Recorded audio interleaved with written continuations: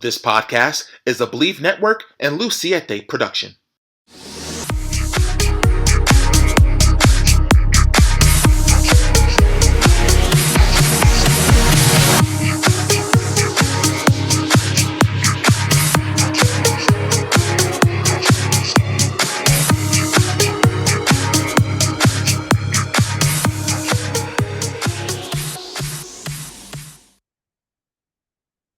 Well, ladies and gentlemen, it gives me great pleasure to introduce a young man right now who's making waves on the music scene.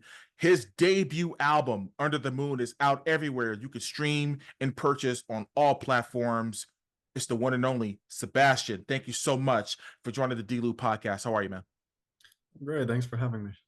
No, like I said, the pleasure's all mine. Like I said, when you reached out to me, fairly recently, and you say, hey, when you could bring me on, I say, hey, man, everyone's welcome to the D-Lew Podcast. So, I definitely appreciate you, taking the time out of your busy schedule to come talk, to us and see what's been going on in your life, with your new music. And I think it's an incredible album, and we're gonna get into all of that in just a second. But you're from Atlanta, so let's talk about Sebastian growing up in Atlanta and family life, the whole 9 yards. Yeah, Atlanta is definitely what I call home. I've pretty much lived here my whole life. Mhm. But yeah, no, my family life is very interesting, especially with the whole wrestling world involved. I know Mhm. that's an interesting detail right there. But Mhm. yeah, I mean, it started out pretty normal, pretty Mhm. normal. Then I got into a little bit of like childhood acting, and then of course my parents split up, and that's when Rick came into the picture. And from then on, it was just like, all chance at a normal life was just out the window. So that was fun. So, ladies and gentlemen, in case you didn't pick up on that, yes, he's talking about the one and only Nature Boy Ric Flair, that actually was the first professional wrestler that I ever watched when I was a child back in 1982. So I go all the way back with Rick. But in regards to you said childhood acting. So talk a little bit about that venture as far as the things that you did with that a little bit of acting. Yeah, well, I started out in like The Walking Dead, and from there I kind of just like shifted around. Well, I was the double for Carl on The Walking Dead for like the first 5 seasons. And Okay. then I was like in a couple Disney movies, one Cartoon Network movie, and just, independent stuff and things like that. But I had to quickly get out of acting. Not because I didn't love it at all, but I actually very much enjoyed it. But it was just like even before I started acting, I already knew that music was what I wanted to do. And so kind of seemed like I was just like not focusing on what I should be focusing on. Yeah, because I know the Walking Dead was filming in Atlanta, for many, many years. So that was Oh a yeah. hotbed for that show, Oh and my a God. lot of When people. we first started filming that show, you want to know what's so crazy? People don't think about this, but when we first started filming that show, Mhm. no one had any idea that it was ever going to be what it became. And it was just like, okay, and that was my first ever experience, like on set or acting Mhm. or anything like that. And Right. so we all just like, it was just one beautiful family, to be honest. And yeah, but like we just had no idea what was going to go on. I remember they shopped it to HBO. HBO rejected it. And then AMC picked it up and it literally made AMC. Like everybody knows AMC. That's so awesome. And I'm sure there are times where HBO execs literally wanted to kick themselves in the rear because they missed out on a huge Oh my opportunity. God. But that happens a lot of times. You know what I Oh, mean? sure. Whether Yeah. it's TV shows, whether it's movies, whether it's actors, recording artists, whatever it is, there's an opportunity to, hey, I don't know, and they're not buying in, and all of a sudden they see what you become, and then that's when yesterday's price is not today's price. You know what I mean? That's right. Yeah. So you talk about, you wanted to gravitate towards music a little bit. So talk about your earliest, memories of discovering music, when you were younger, up into, teenage years and things like that. Yeah. I mean, I pretty much got my dad's music taste, kind of like my biological father, because back when iTunes was the thing, you'd have to Mhm. buy individual songs. But I liked rock. I think that's where I really started out. All I listened to was rock. And I would connect with music though on such a personal level And anytime I was going through anything, Mhm. definitely helped me through my parents' divorce. I can say that for sure. Yeah. But I would just go into my room and listen to whatever music I wanted to listen to, and depending on the song, like the lyrics and just like the emotion and the energy and the singer's voice would resonate with me, and I could just connect. And that right there was exactly what inspired me to join music, and just I wanted to absolutely recreate that. Yeah, man, I could totally understand what you were going through. Being a child of divorce myself, I totally get it. I understand the emotion that, a child has to go through during that very, very difficult process. But to me, music, it's a universal language, you know what I mean? And it could Exactly. be me here where I'm at, you in Atlanta. It could be someone in London, England. It could be someone in Singapore. It could be someone in Argentina. No matter where it is, music it just we all connect to it, no matter what it is. If it's lyrics or even an instrumental, you know what I'm saying? Like it's Oh it's yeah. incredible, how it really, really it just hones you and it's amazing. But you said that you had some musical influences: Pearl Jam, Maroon 5, Def Leppard, the great Steven Tyler, one of the greatest frontmen in the history of music, The Weeknd, and Jim Morrison. And by the way, I can honestly say I saw a lot of Jim Morrison from you in the music video, and we'll get to that a little bit later. But talk about those figures and how you gravitated towards them. Okay, yeah. Well, you're forgetting one really important one. That would be Baby Mozart. But no, Mhm. I'm kidding. But yeah, no, all of them are like, I mean, they just like structured me. They shaped me. It's like I think of it like a sculpture, my musical style. So Mhm. it's like, those are all the artists that created me. So I'm like an extension of their art. And now Mhm. the art that I make, it just like has all that written on it. And so, it's got my own thing in it, of course, but that's just without a doubt a heavy influence on where I came from, everything I grew up, coming through. Those all those artists I just loved growing up. Yeah, I didn't really know anything about Jim Morrison until I saw the movie The Doors, and Oh Val yeah, Kilmer absolutely killed it. Like he he like did. He did looks pretty like good. him, Yeah. incredible. And my favorite scene from the movie was when they were asked not to play the Ed Sullivan Show again because they played I think it was Like My Fire. I think that there was one line in the song Oh, that I they love said that do song. not, and they did it anyway. And they said you'll Yeah, never play the Ed Sullivan Show again. And Jim Morrison said, "Well, we played the Ed Sullivan Show." You that know what right I mean? there. I just love that. Absolute legend. Yeah, he was a rebel in his own right. Rest in peace, Jim Morrison. But Uh, you said, when you were young, you said you wanted to, you knew that you wanted to be an artist. So, what was the moment, if you can recall, that it just struck a chord to say, you know what, I'm going to go ahead with this? hmm. So you're saying that I like finally commit to really Yeah. do it? Hmm. Well, I'll say this much. So I've always, I always had that where I was like, at the beginning, it was a lot of, okay, this is what I want to do, but I don't know Hmm. how to get started. And, I don't really know what to do with all these like intentions and dreams that I have. But I'll say when I graduated from high school, probably was when I made the first like physical step where I tried. So I went to Auburn University out of high school, and I tried to form a band. Okay. And I found that, well, my roommate put me on with this guy who could play guitar pretty well. And we just started talking, and we started like coming up with this idea of, getting a band going. And I thought for a while that we were going to get a band going. But instead, it didn't work out for whatever reason. Hmm. But I always, I kept in touch with that guy for a while. And then I brought him into the studio for my first ever single, like in 2021. We made it in 2020 because, when COVID happened, like that was Yeah. very, very unfortunate.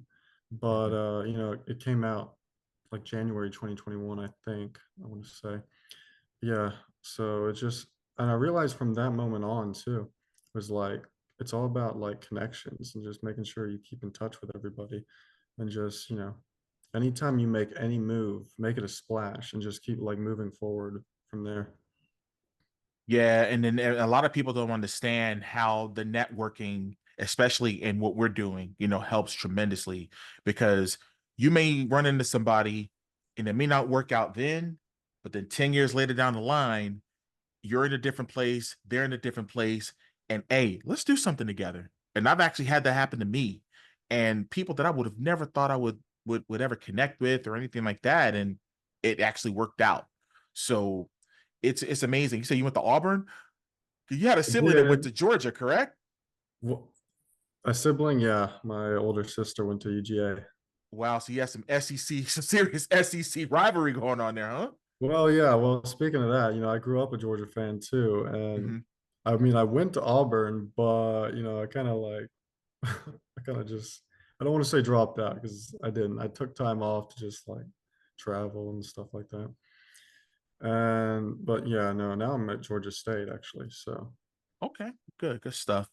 So now that you're moving forward with your career, now you said you play guitar as well. When did you start? no, I Do you? don't play guitar. Oh, I you don't don't play know. guitar? Okay. So when did you start taking voice lessons, or was this something that just came natural to you? Voice lessons I did start taking with Mama Jan actually. Yeah, so I did that in high school, and Mm-hmm. I remember. So yeah, she definitely helped me a lot. I started with her probably either sophomore or junior year of high school. And the Mm-hmm. problem was my last 2 years in high school, I went to a military school. And it was like a Mm-hmm. boarding military school. So Mm-hmm. I was like, Mama Jan, no, I can't see you anymore. Right. But we've kept in touch and she's great. She definitely laid the foundation for, what I work with now. Right. It's awesome. It's awesome. So again, we're here, to talk about the brand new album, Under the Moon. And there's a couple things I do want to talk to you about this specifically because I took the time to listen to each track. And every track has its own identity, especially Austin Powers, and I'll get to that one in a little bit. But Yeah. talk about the producers and the songwriters that you did work with. I know you were saying you were going back and forth from Atlanta to LA, to work on this project. So talk about, you know, the machine behind Sebastian and how did this project come to be? Some of those songwriters and producers. All right, so yeah, I mean, Billy Garrity, I'm gonna give him a huge shout out. Billy is the boy. He's the absolute boy. He's literally the Wolverine to my Deadpool. I love Hmm. working with him. He's my producer Hmm. out in LA, and he and I just like hit it off on the same level in the studio. Like you wouldn't even believe. Like I love working with that guy. I've never had any other like studio experience than working with him, where we're just like idea after idea, we just like go back and forth, and it's like I don't know, it's like magic, really. Collaboration type thing. Absolutely, yeah. And then yeah, for songwriters, I mean, so yeah, there were a couple songs on there that let's see. You were talking about Austin Powers. So Matt Marino was, Hmm. I remember we wrote that one together. That was an interesting idea because the song, what we started with, didn't have anything to do with Austin Powers. Right. I remember like we had that hook, like it's Hmm. a movie every night. That's what we had. Like it's a movie every night. And then I just like remembered like, so the funny story behind the Austin Powers is that I used to date this girl at Auburn actually, and Hmm. I don't know, I was going through a phase or something, and I was obsessed with the Austin Powers movies, and so I started Hmm. talking like him a little bit, and I feel like I would just do it like so subtly, and she kind of couldn't stand it, but I just brought that up, and I was like, like brought that to the surface, and I was like, wait a minute, Austin Powers, like that's his whole deal, right? It's like, and in a lot of ways, it's kind of like Ric Flair too, like the whole like womanizer, like stylish, Right. stuff. So it's like interesting how it all just kind of like made sense, because that was totally like we were definitely going for a Ric Flair drip type vibe with Austin Powers. Hmm. So it just seems so perfect to just throw that in there. Yeah, that was one of the tracks that stood out to me. And you do mix genres a lot, which I love because I think in this day and age, I think the thought of this is going to be a rock album, this is going to be an R&B album, this is going to be an EDM album. I think that's kind of tossed out the window now. And you did that quite a bit. That's why I was saying how every song really has its own identity. Because a lot of times on albums, there's just a recurring theme that's happening, as Yeah. far as with each song, how it kind of coincides together. This one does too, but again, has all these different identities. Talk about the idea that you wanted to have all of those type of styles on this one album. Well, it comes down to the fact that I just hate labels, to be honest. So I don't want someone to sit there and go, "Oh, Sebastian makes rock music, or Sebastian Mhm. makes R&B music, Sebastian makes rap music." I just Right. want to keep on making music, and I want to make what sounds good to me, and obviously want it to sound good to other people. And so Mhm. I think that, and that goes for like just a broader scale of just music in general in the world. It's like, I really just don't like the idea of genres. I just feel like it's very like, I just don't think you should like separate music. I think you should just, like for me personally, if I'm going through any sort of emotion at all, whether it be happy, sad, something like that, Mhm. I'll listen to a song, not, I don't go, okay, I want to listen to that genre or I want to listen to this genre. I'll listen to a Mhm. song because of the emotion and that the voice, is like giving me, or the lyrics, like the meaning of the lyrics, or, Mhm. just that sound of the music, the instruments, just things like that.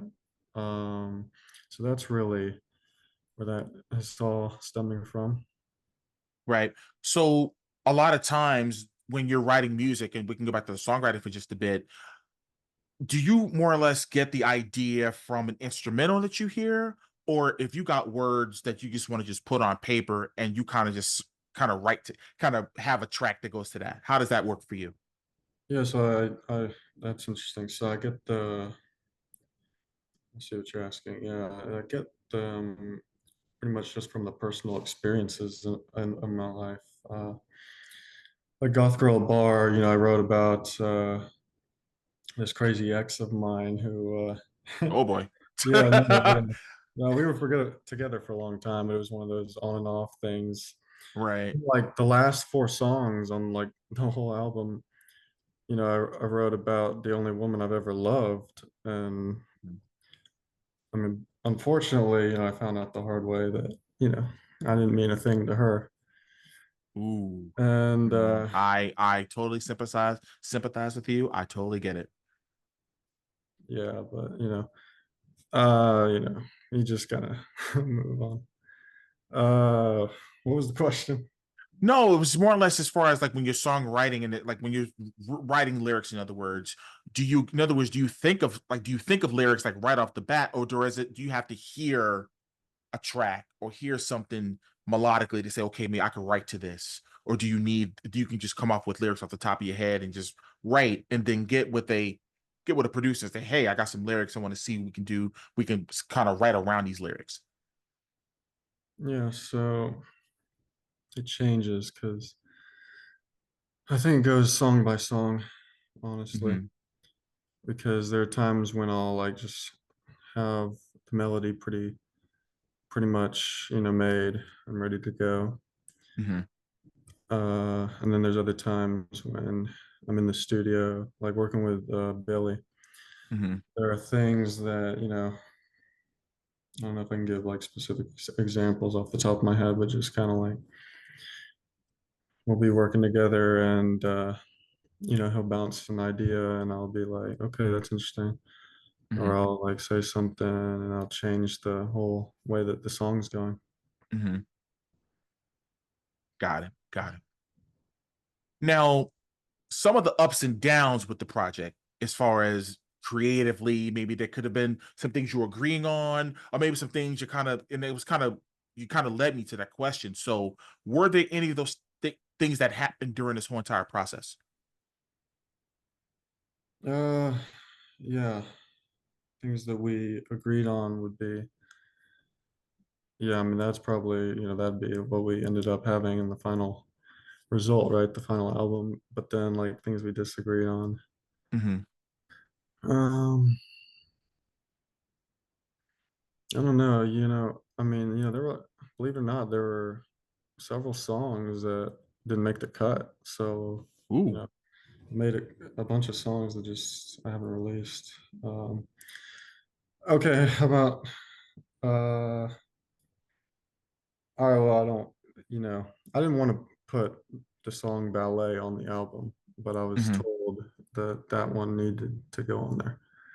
So that was a disagreement that I'm glad that I listened to everybody, and yeah, that was the right decision because yeah, people like that song.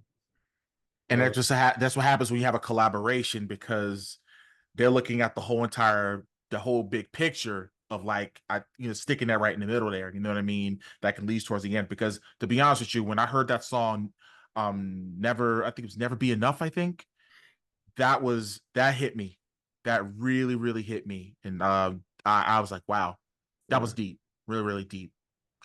So talk about this video, man, because I got to tell you, I watched this several times, and I left a comment on the video, and you were working with Michael Allen, for the music video, "Goth Girl at Bar," and obviously he has worked with Killer Mike, ATL Zone, for his Exit 9 music video. So talk about the process of collaborating with him on the ideas you guys were bouncing off each other. Because again, we're talking about Goth Girl at Bar. So how do you get, because there's a rain scene and you're out in the fields. Where did you film it at? And talk about all the ideas you guys had.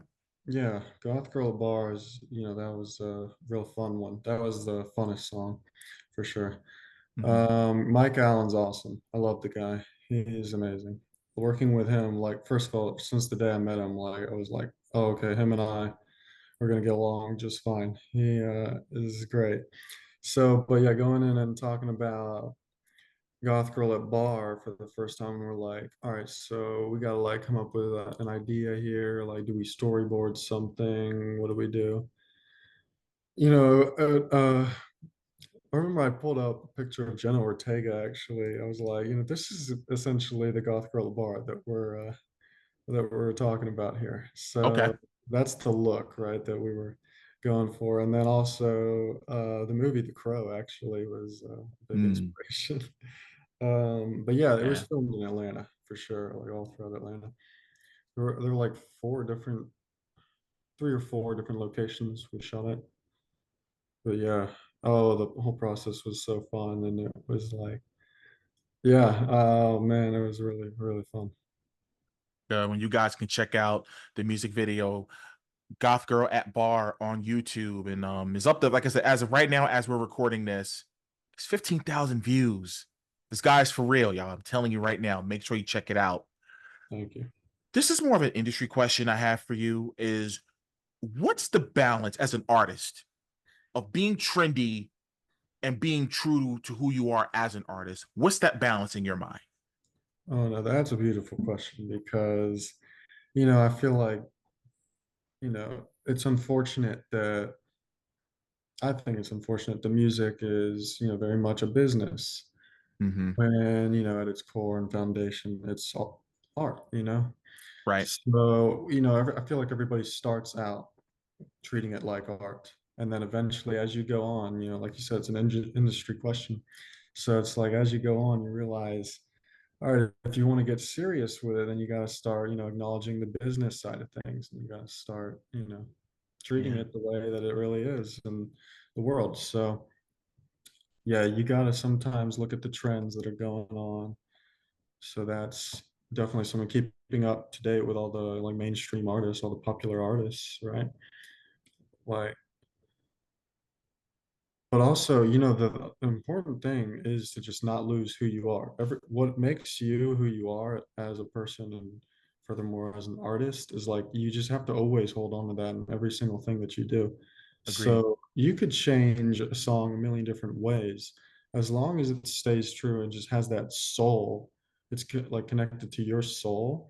Hmm. I feel like, then it's all right. It's got to be something that you're personally proud of at the end of the day, something that you can show people and go, yeah, I made that. And then as long as it's something that, speaks to who you are, right? Then you got to stay true to yourself.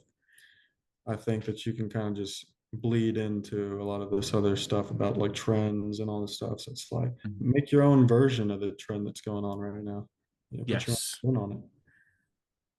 Yeah, man. I mean, I see it all the time, and it's unfortunate that it like I don't care what it is, if it's the music side, if it's sports, it's always the business, and that sucks sometimes. That's just the way it goes. But to your point, never ever ever lose yourself. So which leads me to my next question is, what's the best advice that anyone has ever given you in this industry? Hmm. Hold on to your haters. That's what, honest to God. Yeah, my Mm. mom actually introduced me to this amazing guy named Bear. I love Bear. Mhm. Bear told me, yeah, hold on to your haters because you got to listen to what they're saying. I mean, first of all, the fact that you have haters means you're doing something right. Yeah.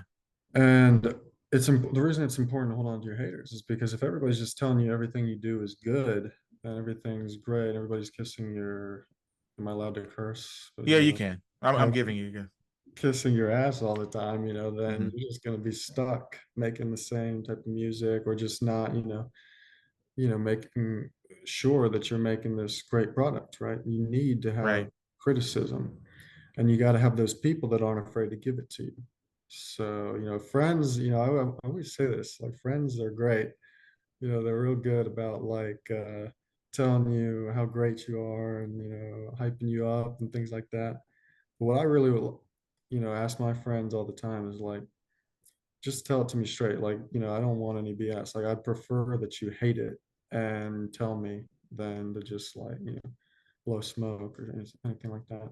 Thankfully, I've got some like real ones who they just give it to me how it is. Yeah, that's important as an artist, because to your point, you can see, I'm sure you can see through the smoke and mirrors with stuff. But when people are just BSing you just to kind of just get on your good side, but I mean, the constructive criticism, because I mean, like you said, there are some haters out there because they wish they could do what you do.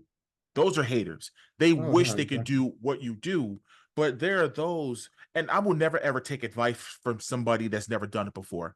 That's just me. I would never do that. But if it's somebody that I know that knows what they're talking about, and I've had plenty of people tell me, yo, D, man, I think you should change this and change that because I don't know. And give me reasons of like constant. I'm like, oh, and then once I just kind of take heed to what they're saying, just like when you talk about the song that you were gonna leave off the album and you end up leaving it on there because you actually have people that care and want to see Sebastian succeed. You know what I mean? So I totally get that. How do you, Sebastian, just how do you define success? I mean, honest to God, I just want to save a life. That's why I'm in music. Mm, So if I could just even save one life with my music, then I'm successful. I just want to connect with people. Like I said early on about with my life and what music meant to me and mhm. going through hard times and stuff like that. Yeah, really, I wouldn't be who I am without music. So if I can just recreate that and just even connect with one person, I don't care about a million or a thousand, 100. If I can even just save one person's life with my music, that's everything to me. It would be great to reach a million. That make it more possible to save someone's life. That's for sure. If you're if you could sum up or even just sum up a phrase that describes your brand new album to a total stranger that never saw you, obviously don't know who you are, and you're saying, hey, my new album is, what would it be and why? All right, you like Austin Powers, right? It's a movie every night.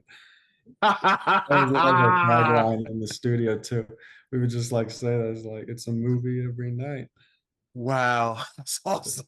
It's That true. is that's a good one. That's a real good one, man. And by the way, here's what I'm envisioning, man. And I'm a very positive dude. I love positive energy and I put things out there in the universe. I would love for them to do another Austin Powers movie and put that on the soundtrack. That would be awesome. Yeah. Yeah, you know, I remember for the longest time I was like, when are they going to make another Austin Powers movie? But I don't know if they'll, if they'll ever do that. If they do, yeah, I hope Mike Myers calls me up or Quincy Jones, whoever. Yeah, please. That song would be awesome on there. That would be huge. I'm just putting it out there, and ladies and gentlemen, when this happens, you heard it on the D-Lew podcast first. I'm just saying, I'm putting it out there. But do you have any upcoming performances or anything of the sort right now? Oh, so it's festival season coming up. So I'm really working really hard to get something going on for that, something big. Uh, I don't have anything on the schedule right now, but I'm really, like I said, I'm working hard, trying to get something lined up. I think it's too soon for me. I mean, well, you never know, never say never, but Mhm. a tour is definitely in the cards. But again, just same thing. It's just too soon to really say. Okay. Well, if you can give out your social media or where people can follow you, your YouTube, IG, Twitter/X, wherever they can find Sebastian, give it to them where they can all follow you. Yeah, so my YouTube, Instagram, and TikTok are all the same. It's Sebastian on the mic, and then X would be Sebastian on mic because Mhm. Sebastian on the mic doesn't fit. But Boo. now the thing about YouTube is like, so my name is Sebastian, but I think you have to search Sebastian on the mic to find me. I don't know. If Mm. you search Goth Gorilla Bar or Sebastian, I'm sure it'll come up. Well, like I said, I appreciate you taking the time, to come onto the D-Lew podcast to talk about this incredible project. Like I said, I really, really enjoyed it. Ladies and gentlemen, you should get it too on all platforms: Apple Music, iTunes, Spotify, everywhere you could possibly think of. Look up Sebastian and find his album Under the Moon. I guarantee you'll be over the moon of enjoyment. I can guarantee you that. Thanks Love for that. joining us, man. Thanks for having me.